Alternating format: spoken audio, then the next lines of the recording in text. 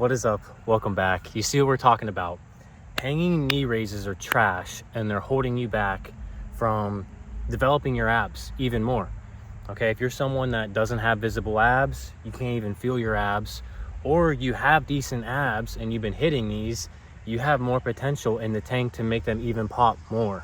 And I'm going to break down pretty simply on why they're not as good as other exercises, and then give you the alternatives. You might already know them, I've talked about them before, but a lot of people don't understand this first concept and they keep going back to the hanging knee raises. So I'm going to show you guys in a simple way why these aren't as good and give you the alternative. So leave a like if this video is good, leave it now, and if you don't get anything out of the video, take that bitch away. Okay, that's our little unspoken rule. So let's fucking go. So the hanging knee raises, a lot of people are led to believe that this exercise is good for toning up the lower abs. Okay, and from just like the common non-gym person, just like the normie perspective, this seems like it makes sense because you're moving from the bottom up. And since you're moving that part, if you don't know any better, you just think, oh, I'm moving that part, I'm gonna, work that area more.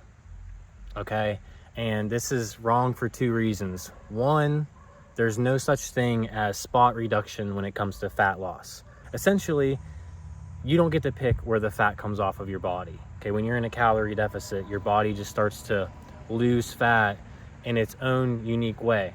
Okay, so generally, like, most guys have the love handles or hold a lot of fat on their lower abdomen, their lower stomach. All right, second thing that comes with that, all of your abs work together. There is a thing called regional hypertrophy, which is an advanced concept where you can kind of target one end of the muscle fibers, but regional hypertrophy doesn't apply to your abs because all of your abs work together whenever you do a trunk flexion exercise. Okay, and trunk flexion, if this was your spine, just means you're crunching. All of your abs are working together. You're not working your upper more, you're not working your lower more, you're not working your mid more. They all work together when you do a crunch. It's almost like doing a dumbbell curl.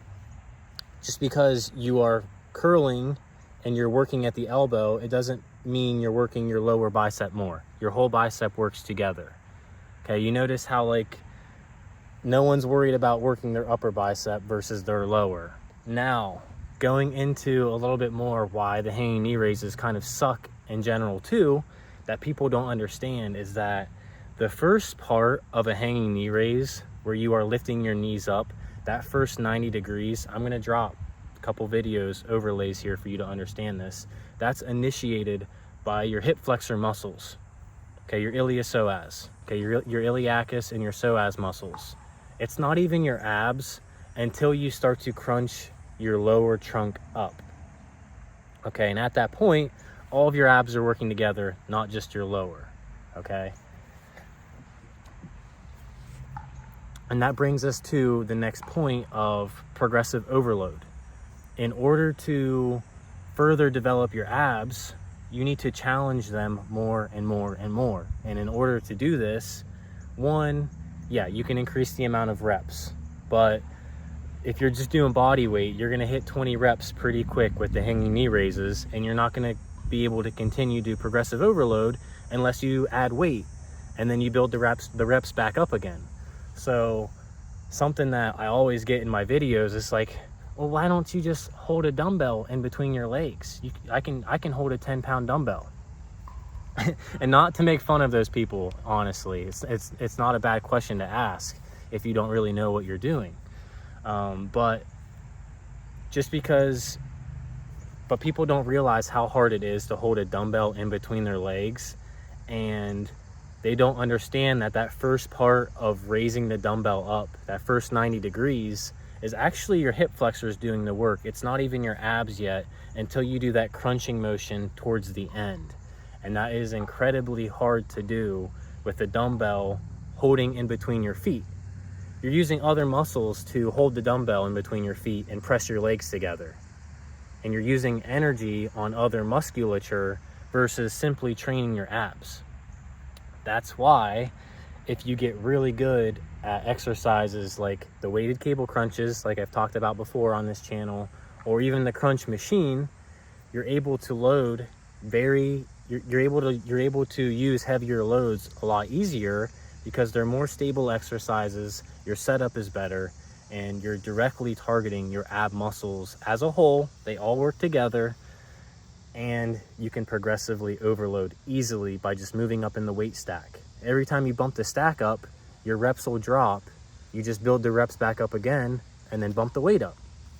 Okay? And this is what's gonna actually grow your abs more over time.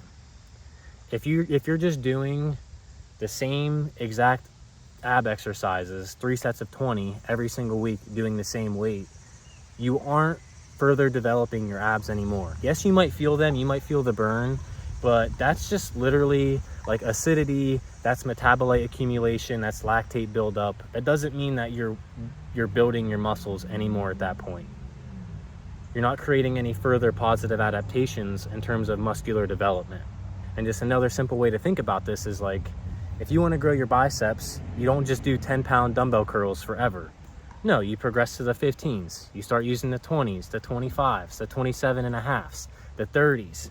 You build those bitches all the way up till you're curling 60s. And then you notice as you do that, your muscles grow too as a result.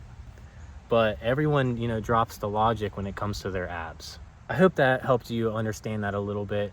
The weighted cable crunches are a little bit more technical of a lift, but you can get them down if you just practice and take your time, and you are just honest with yourself. It's not going to be a one-time fix type of thing, but if you get really good at them, you're going to reap the rewards over time.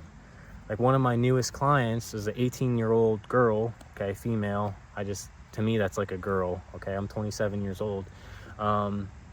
It took her 5 weeks, but she mastered the weighted cable crunches on her own.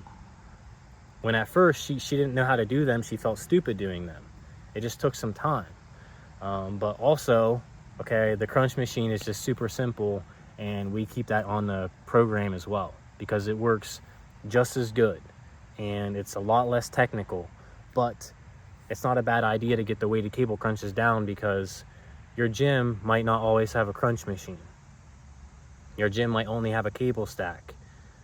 You go somewhere else, you don't have a crunch machine, you only have a cable stack. It's good to know how to do the weighted cable crunches to keep your abs nice. That's a skill you can have for the rest of your life. So, get good at those. Get good at those weighted cable crunches. Put the crunch machine in your routine too.